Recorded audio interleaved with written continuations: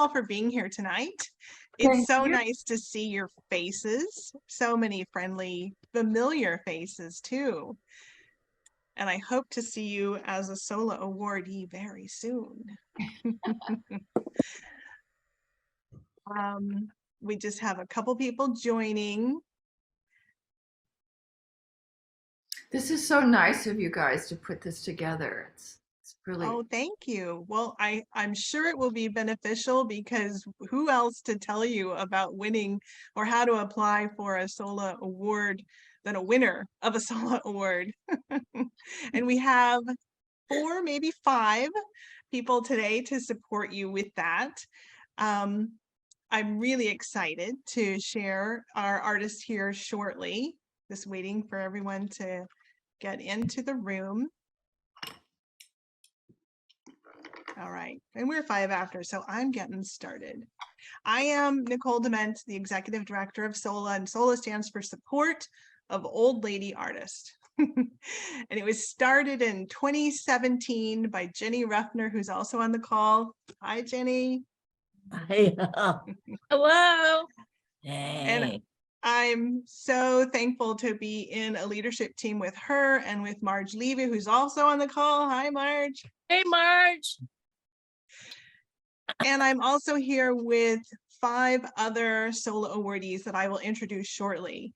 But I want to make sure that you have a little bit of information. I know a lot of you, some I do not. Is everyone on the call in Washington? Yeah. Yes. We have so much talent here. Lovely. So the SOLA is a Washington state organization. So I'm excited to introduce a few people that are in Olympia. You don't have to be from Olympia to win the award, but it seems there are 3 on the call, as you'll notice, that are from Olympia. And I'm continuing to let people in, so bear with me.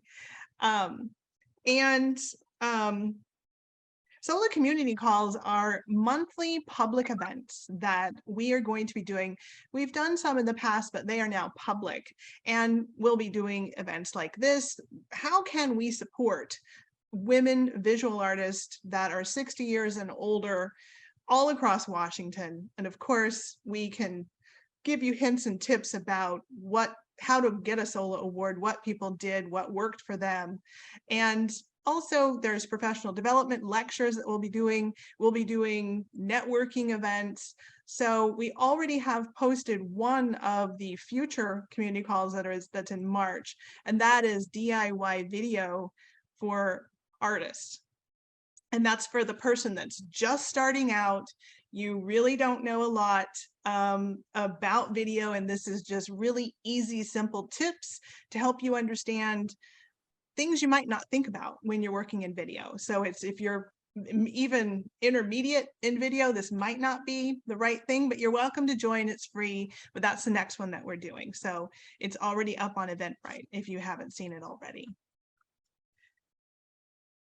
And I want to just take a moment to make our land acknowledgement. And I would like to acknowledge that we are on the traditional land of the first people of Seattle, the Duwamish people. The Duwamish people past and present, and we honor them and give our gratitude for the land and for the tribe.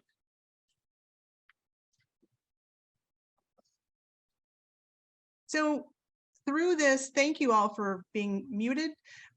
We will have our SOLA awardees unmuted. I'm gonna get you their introductions here shortly. And if you have questions, we will have time at the end to go over those. So do put them in the chat if you would.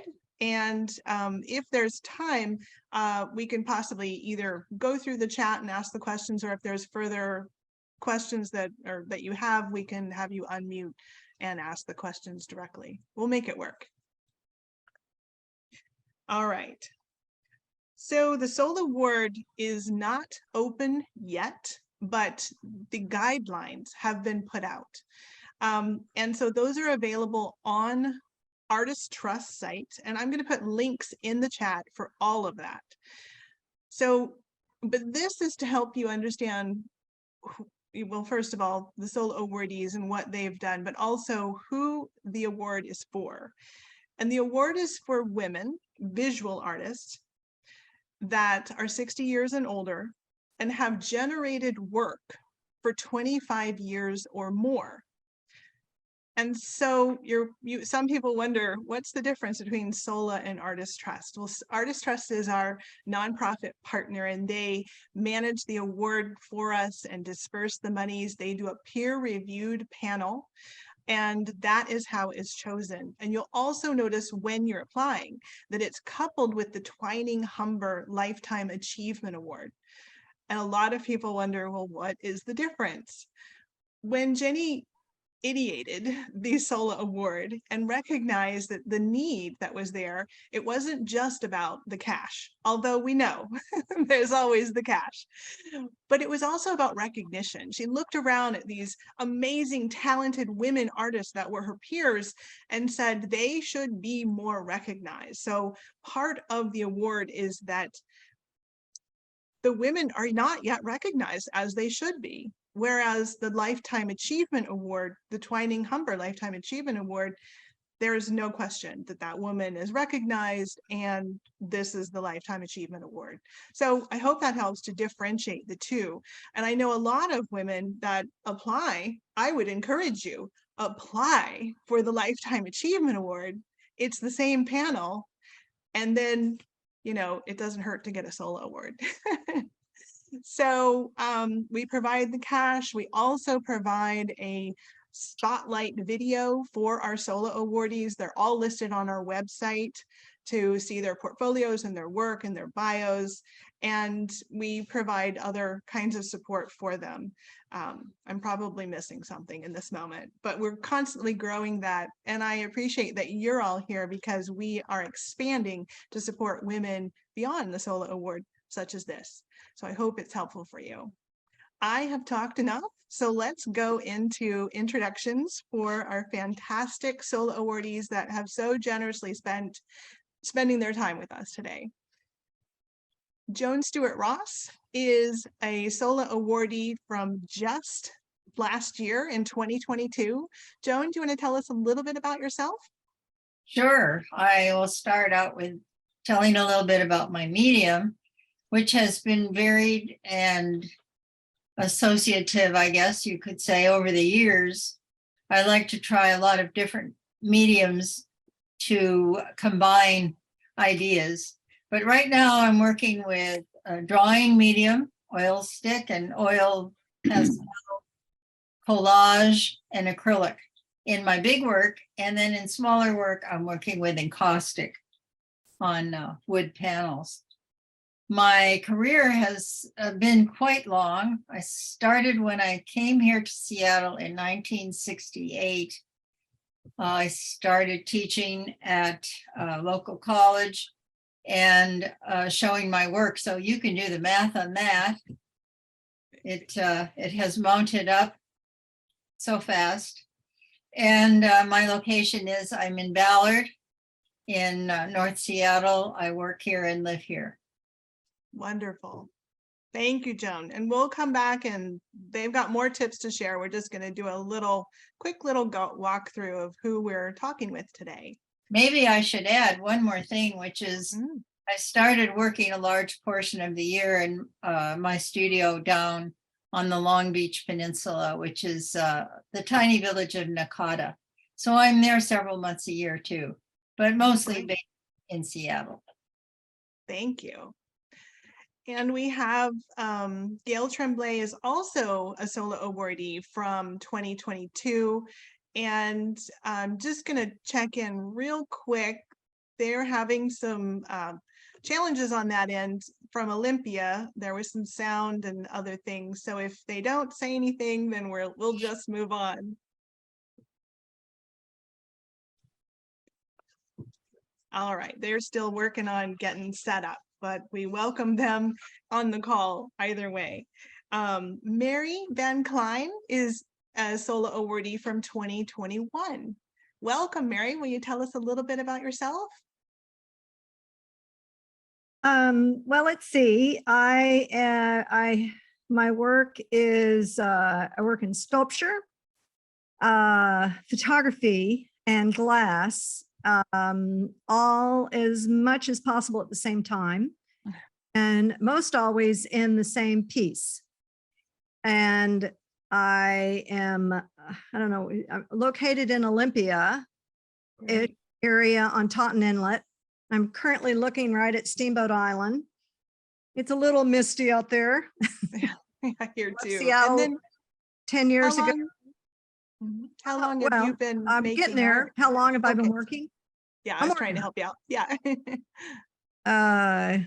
I moved down here 10 years ago and left my studio where I was for 40 years in Seattle.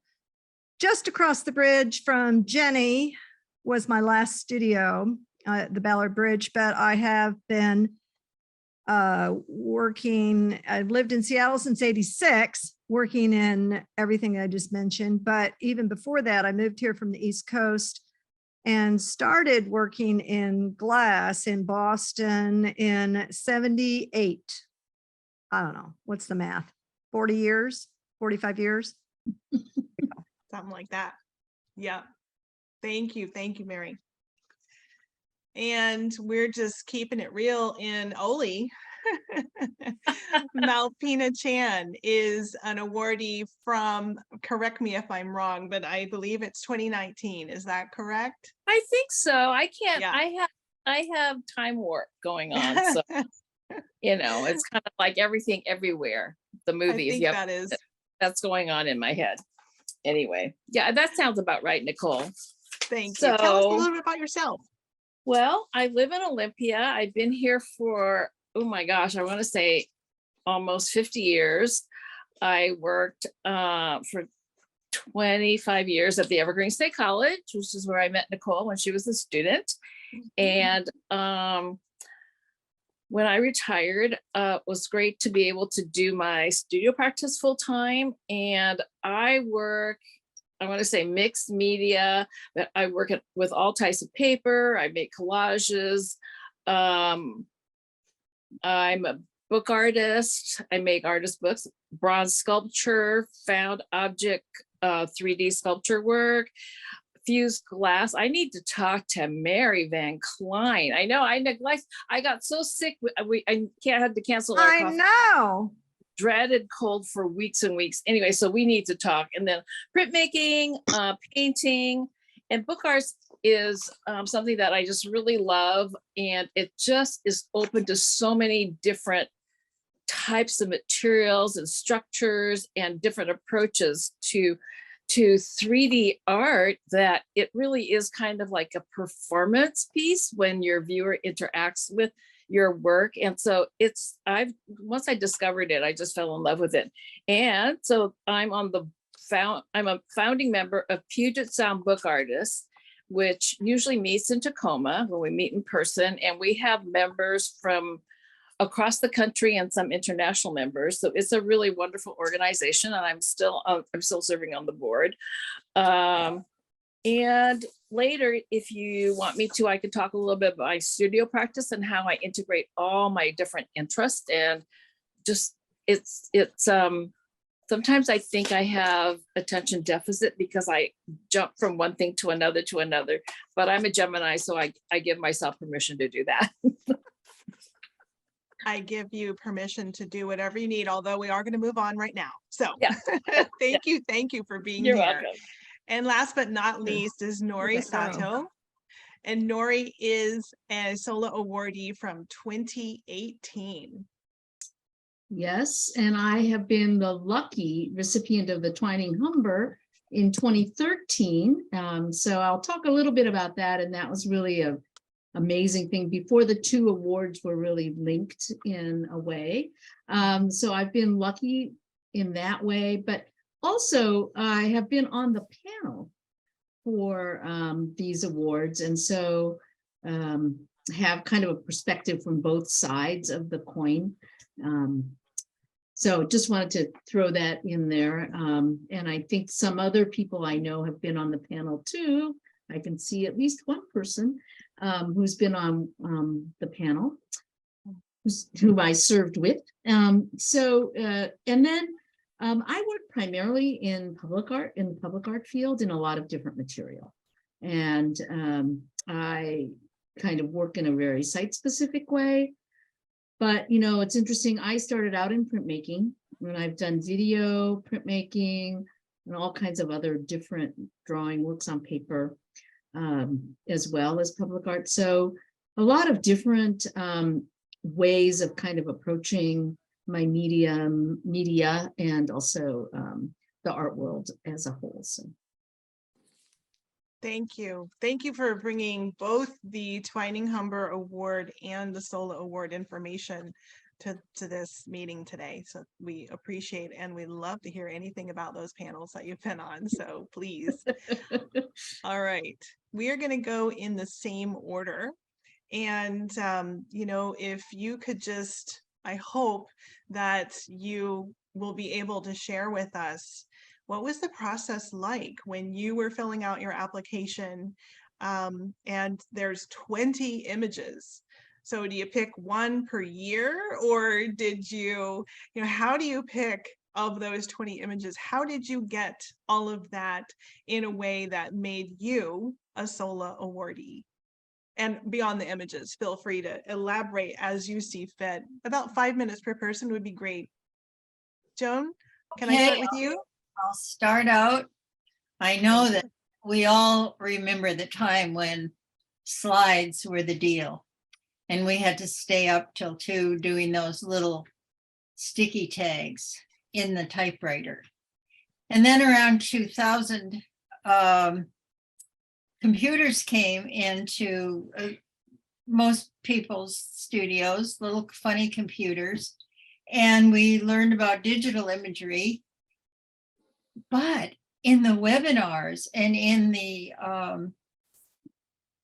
tried but true, I guess, meetings for information, I could never see how we could show those slides and those images. No one really told us.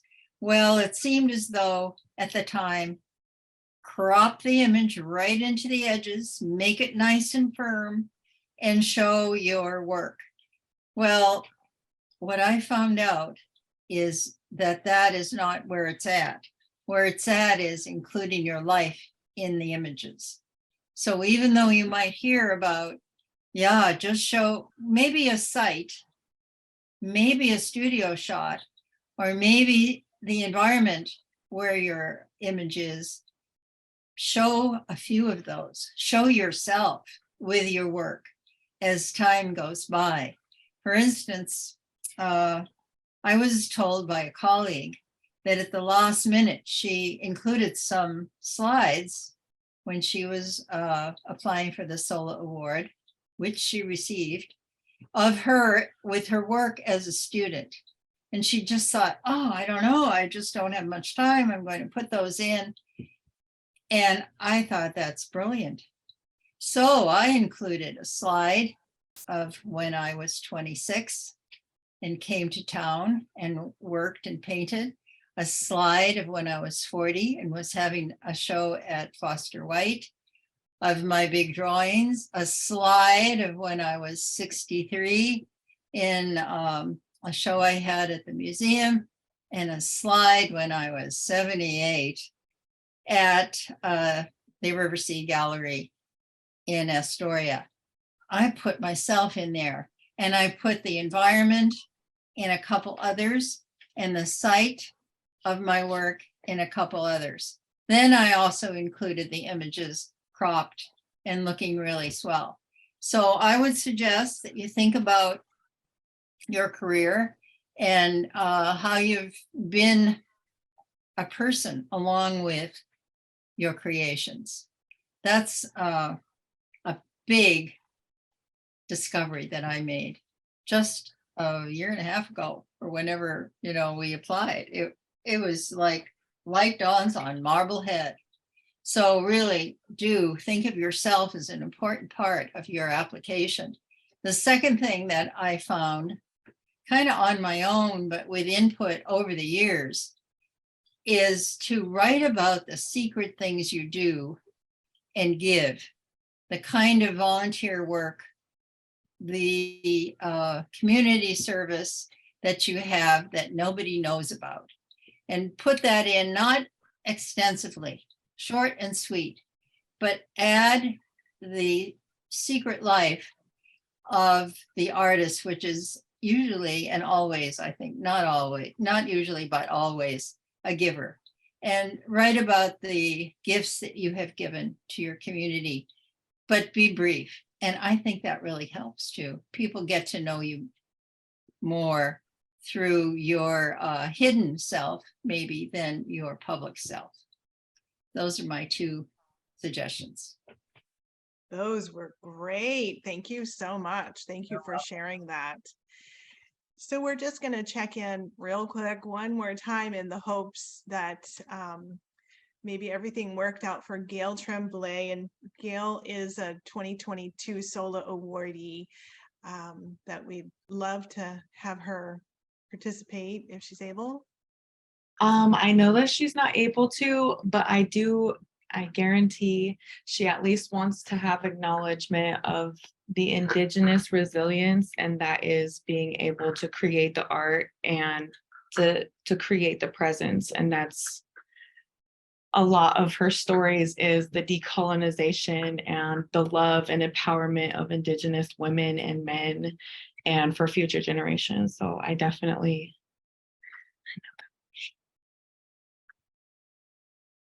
Thank you so much. Thank you for that. And we heartily support that. And I will say that Gail received an award this year that was specifically designated to honor an Indigenous, Black, or person of color.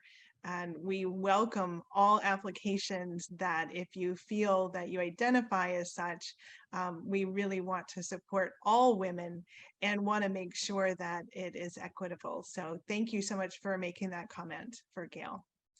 All right. Mary Van Cline, I promise not to interrupt you this time. I am eager to hear what your personal information is to share with us today about your application or whatever you feel is appropriate. Well, you know, I forgot to mention that for the last year awardees, I was on the judge panel, whatever you call it, the people who got the wonderful job of giving the money away. And that's most of my experience that I was going to talk about was as a judge, because that's what I remember. You know, it's just last year. But anyways, okay. So I think over 100 applications were last year.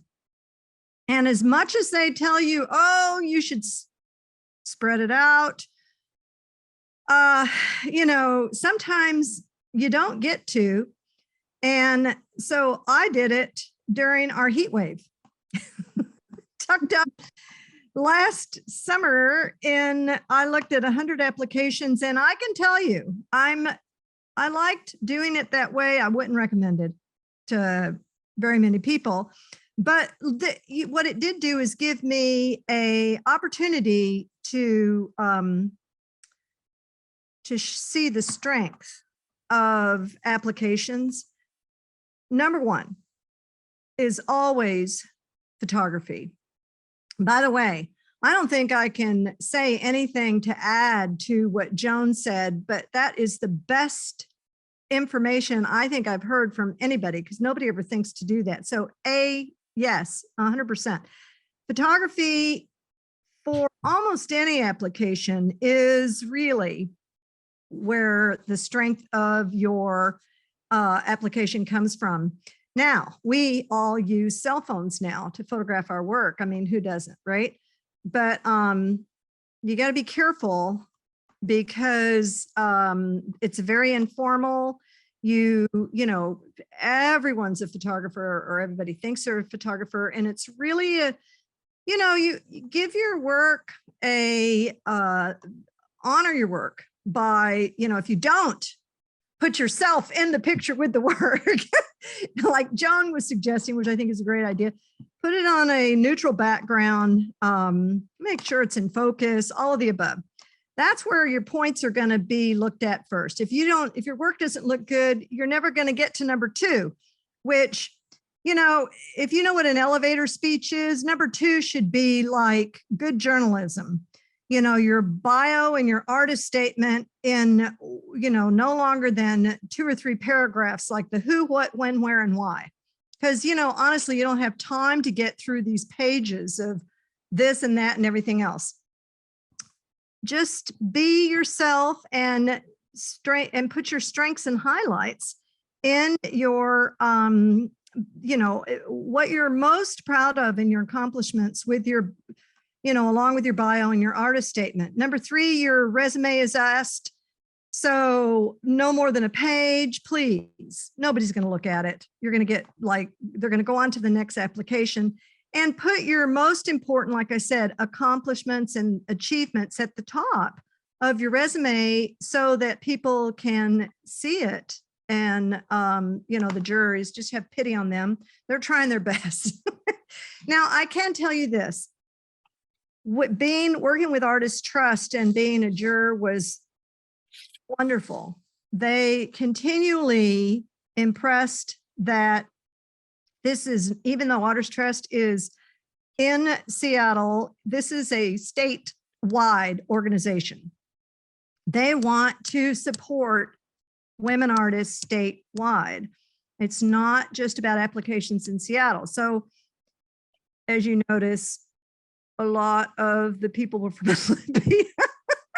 Well, I might have a little bit of something to do with that, but it's the strength of who they were as well, so just because you're over the age of 65, have been working forever, and you meet check all the box and everything, honestly, your work and how it looks is the most important. And apply from any part of the boundaries that Washington State will legally recognize, because this is a fantastic award. Yep, there's my timer. You had a timer even. Thank you so Oh, much, yeah. Mary. That was really helpful. And if you have further questions for anyone, I'll just say again, feel free to put anything in the chat for now. So we'll move on. MalPina, you are next. So please unmute yourself if you would. And I'll just hand it over. Okay, it's been well, 2019 was when I received my award, and I apply at that time every year for the fellowship, for the Twining Hubbard, for, it was on my list. I went through the EDGE program, which Nicole was involved with, which was really great. And it's sad that it doesn't exist anymore, because it really, I learned so much. And I agree with Mary that your slides, quote, I still call them slides, your images really need to look professional. I have like a shot of myself in my studio, and there's work, my work is in the background because I'm in my studio.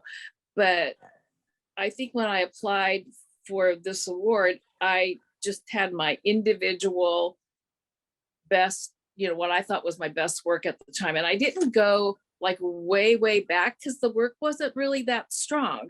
So, that was a really hard decision. Like, how far back do you go and still show strong work? And I feel like I did show strong work without going way back. And I also felt it was really important to show transition and the different things I experimented with and where I ended up, if I'm trying to work in glass or if I'm trying to work 3D and so forth. So that's something I would advise. And then I always think it's really helpful to share your application with someone you trust and say, hey, can you look at my images? What do you think?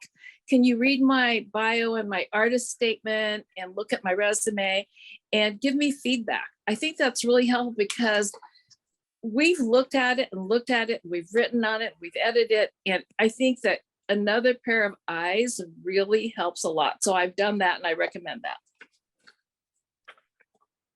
So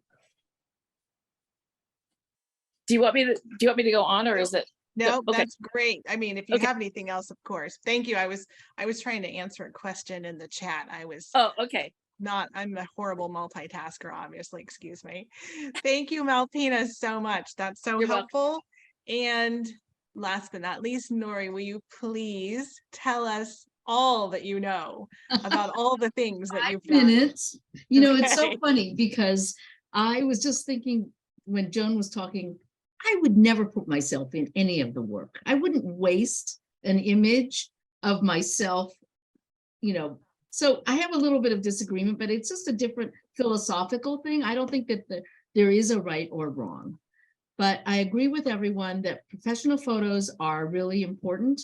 When we were using slides, we carefully lit and did all these things because slides were so expensive. We didn't want to waste film and money, and you know, maybe we even hired a photographer. But now with our cell phones, you know, it's so important that you get it straight, cropped properly, you know, that you're not at a weird angle, you don't have a lot of glare on the work. I just think it's super, super important, even more so now because we're in this digital world and we just like click, click, click away, and we don't pay attention as much to the individual quality. So that's really important. Do, you know, go in as far as you can. I would also say that do not add in one image. I'm not sure about the guidelines, but don't put like 5 views of an image of a work on one slide or one image. It's just completely confusing and very difficult to read. You know, we know the work, so we can read it and we understand it. But for people who've never seen it before, you just have to think, okay, what am I looking at? And so just be careful about that. I would just say it's better to have only fewer works shown with good details in separate images if that's what is necessary for your work. And then the other thing that I think is important is to really look to be very positive when you're writing. Don't beg. I think that that's a little bit, you know, I've read letters where people are like, I really need this, please help me. And we all need it. And so I think that it's better to be very positive about what you've done and also maybe add if what you are thinking about doing in the future. Like if I get this award, you know, I want to go to Portugal to study pottery, or I don't know what it would be, but whatever makes sense to you, I think is also really good for the panel to hear, that we're honoring past work, but we also are honoring your future work. And that is nice for us to know what that might look like. We can't divine it out of thin air. And the other thing is the whole idea of career. We talk about career a lot, but artists' careers are so different. And I tend to look at it as art making, whether it's career, like whether you've had a lot of shows and exhibitions and, you know, support yourself like you would a career, or whether you are working like mad at another job that is not related to art and you're only making art or able to make art 3 hours a day or 5 hours a week or whatever it is. I think that for us as women, the whole notion of career is kind of a different take on things. So I would say don't worry about the careerness of your growth as an artist and your output as an artist, but really look at the work that you have made and to put that forward as a strength. So open to questions. That is so helpful. Thank you so much. I'm sure there are some questions and I know there are some in chat, but before we open up to that, just really quick, are there conversations between the SOLA awardees on the call? Did anything inspire from each person's introduction to their process. Do you have anything to say in addition? Yeah, MalPina. I have some questions about when an artist wants to apply. It's like, where do they learn? Are there workshops? You know, like Artist Trust used to give, like, okay, before you did this and this, there were workshops that kind of gave you guidelines on how to, you know, how to set up like a little mini studio, photo studio in your studio, you know, like how to put up a neutral background at really, unless you work really large, you can do that fairly reasonably.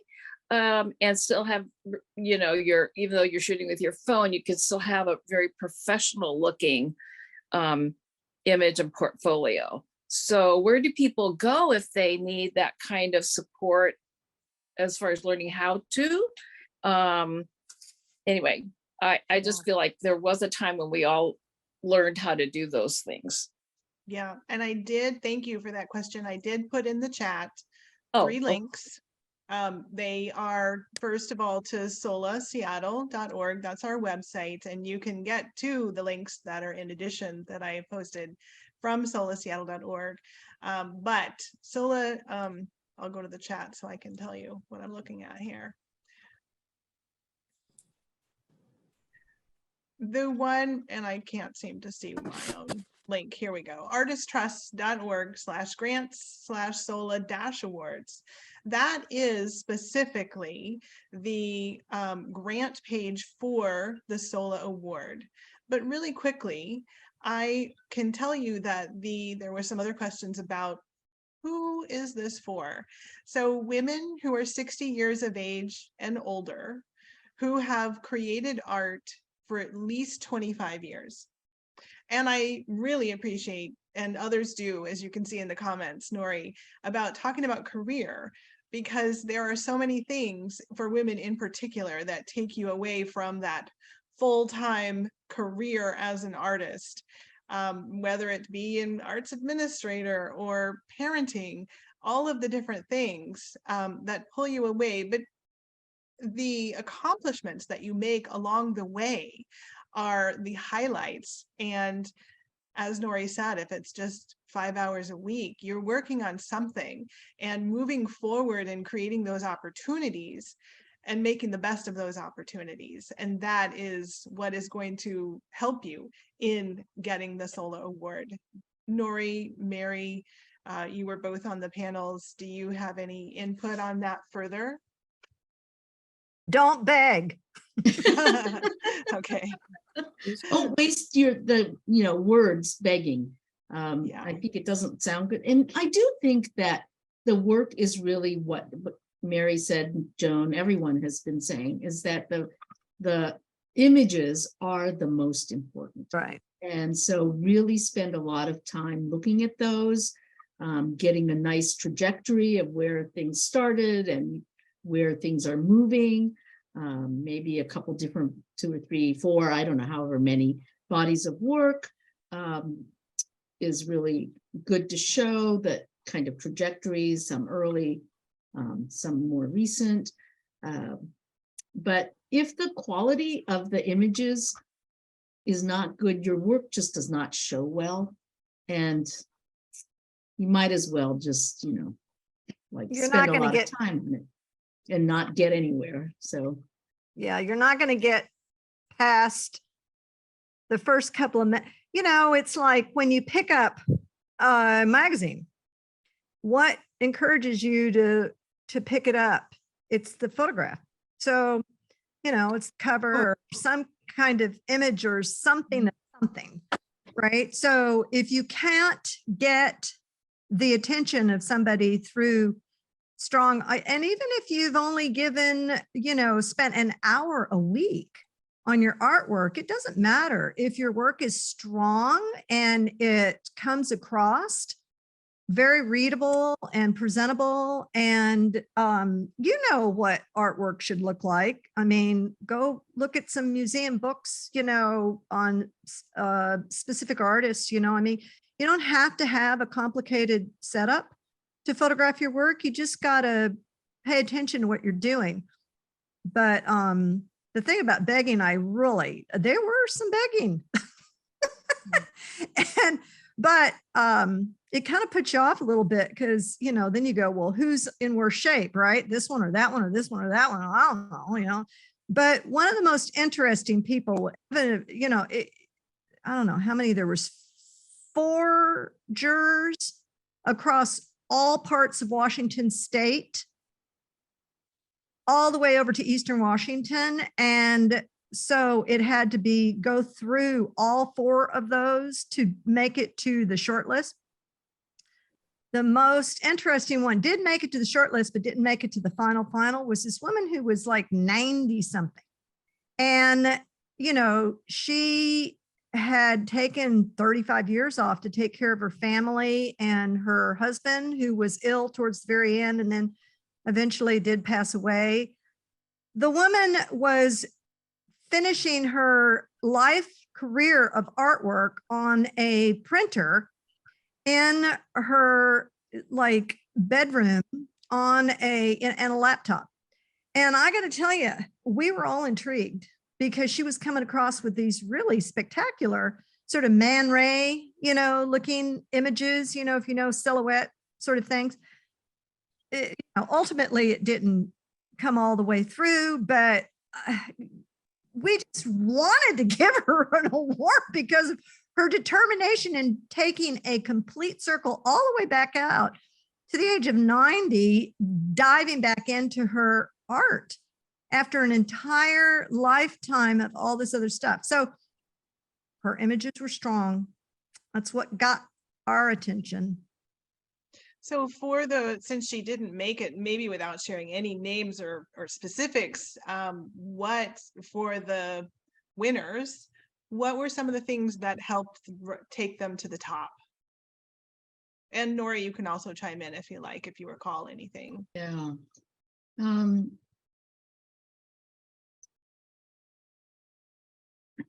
It is really hard to pinpoint. There's no one thing that I think across all panels, all panelists will make you rise to the top. There just isn't like the secret formula. It depends, I guess. And I would not get discouraged by being rejected. Oh yeah. Just keep applying. That's what I was going to say. Absolutely. Like apply 20 times, because you'll be 80 when you get it. It's not that hard, but I'm just saying, just do not be discouraged and don't take it personal because a jury, each of the different people brings something different to the mix. And every single time your work gets put in front of a selection of judges, it will be viewed differently. And each of those times, it'll have a different dynamic. And so and you'll get better at it. You'll get better and better. Just sometimes it's like whatever is going on in the world. Yeah. Sometimes it's that makes certain exactly for we're 1 year, whereas the next year or the previous year it may not have. So there's a lot of different dynamics that kind of go into where and who and what. It's not a personal definitely thing where we're like, oh, I know that person, I hate her work. No, it's not like that at all. We know everybody. That's the hardest thing that I ever did. I was trying to tell somebody, it's like, how in the world do you decide? Because, Seattle's not that big. Washington is not that big. And if anybody's halfway decent, you're going to know who they are, especially if they've been working for 30, 40, 50 years, you're going to know their name. And so how do you come up with a handful of people? And you basically are guided through Artists Trust to diversify.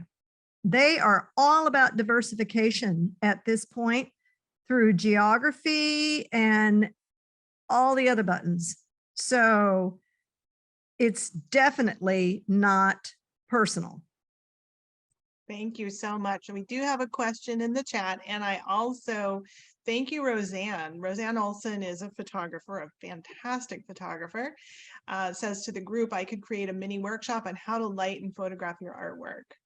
So thank you for that. I'll follow up with you and we can talk more about that. So thank you. Thank you. Now, Enid asks, I wonder about work to select exclusively more cohesive, best current work, or include some earlier work that's very different and maybe not as good as what I'm doing now.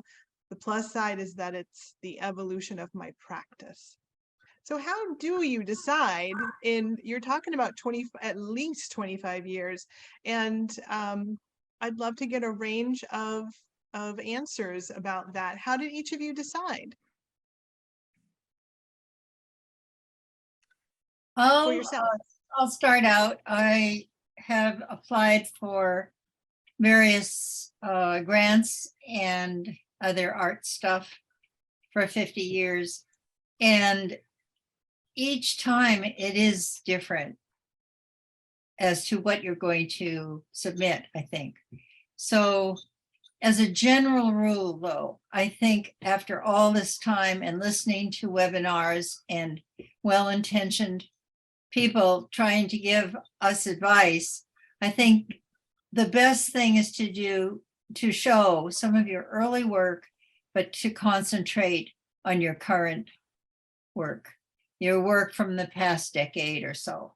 And that's what I think as a general overview for my applications have been. And I've, gone from spending all my income on photography and frames until now. And actually I use Photoshop to augment and get my images to where they really are true to form.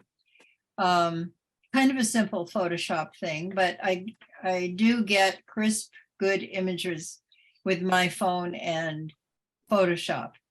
And I make my current work crisp and clear and as strong and powerful as I can. Those are the ones I show over the maybe most current decade.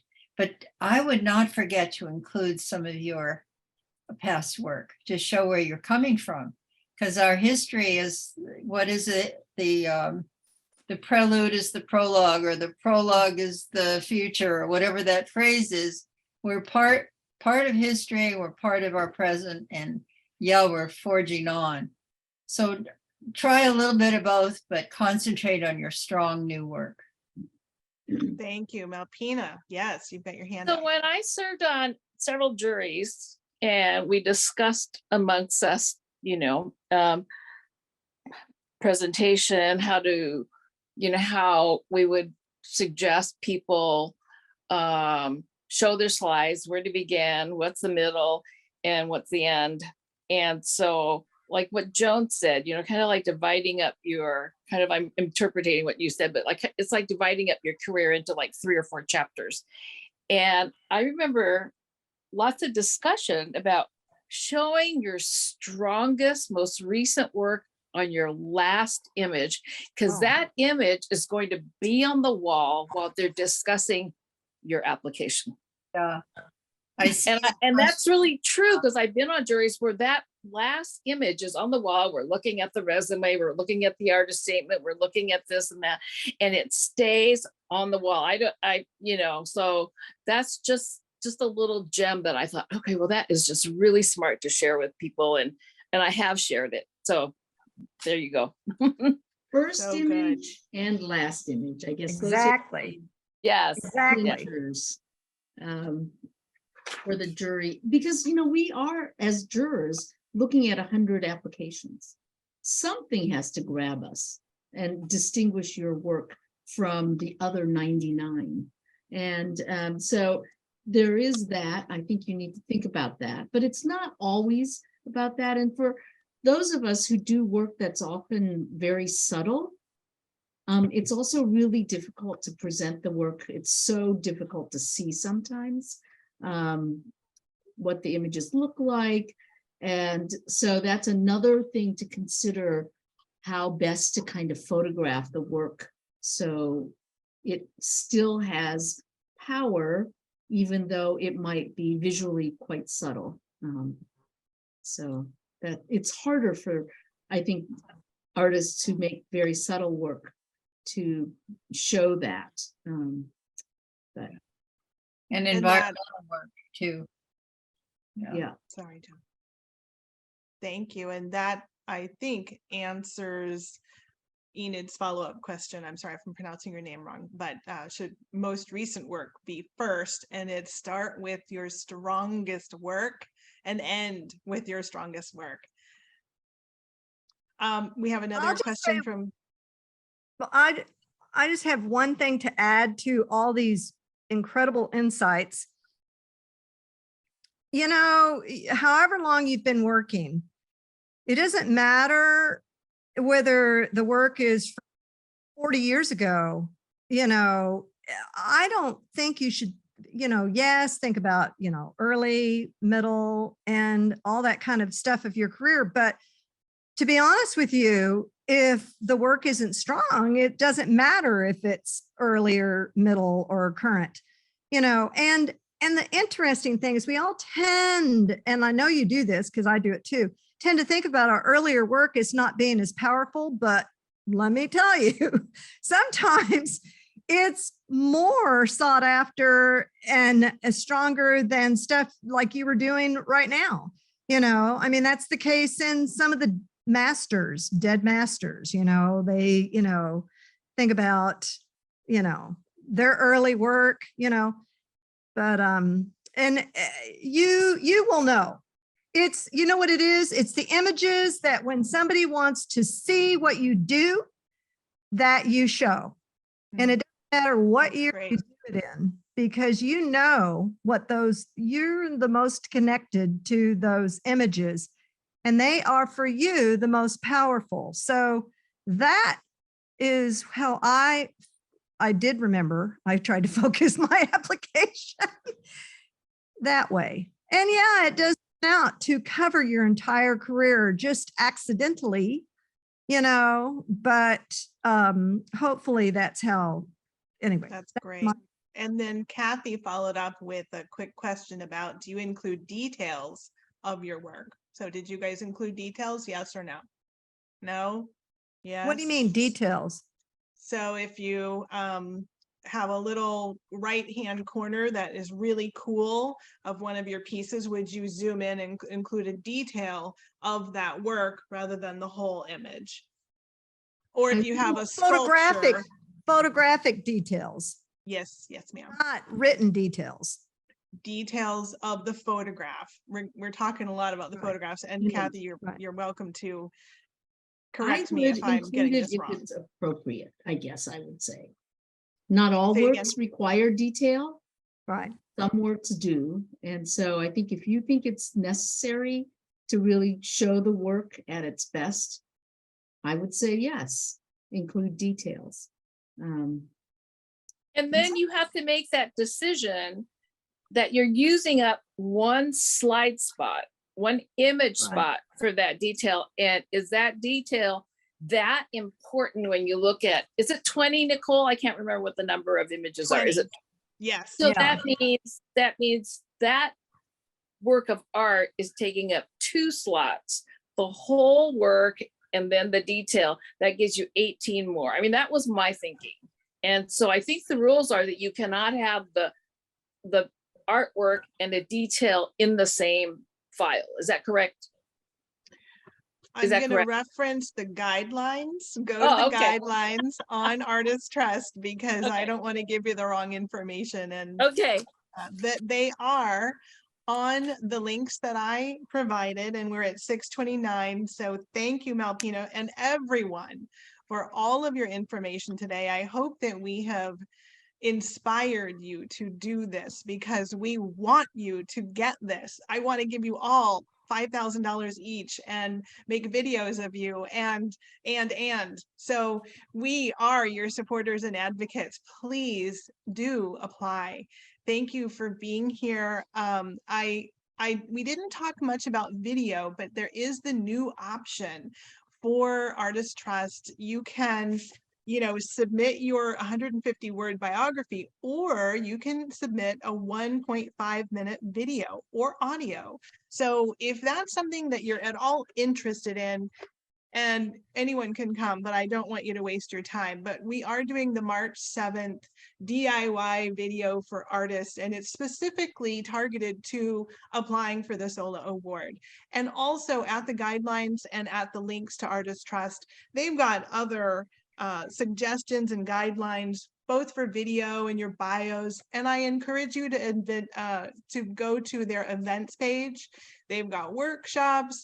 They might be doing something on how to photograph your work. In fact, they are doing something. So, but we will follow up with the link for this. And if you would feel free to share, or if you have any other things, you're welcome to send anything to contact@solaseattle.org, and we'll try and answer your questions as needed. But Artist Trust is the greatest place ever to answer your questions. So do take advantage of all of those events and study halls, they call them. They're all on their site. So thank you, Norie, Joan, Mary, MalPina, and thank you, Gail. We send you our very best wishes, and thank you all for joining us this evening. Good night. Goodbye. Thank you, Nicole. You're Thanks, welcome. Nicole. Thank you. Look forward to Thank you. everyone seeing everyone's whatever. Thank you. Yay. Bye. Good night. Good night. Bye-bye. Bye, Jenny. Bye.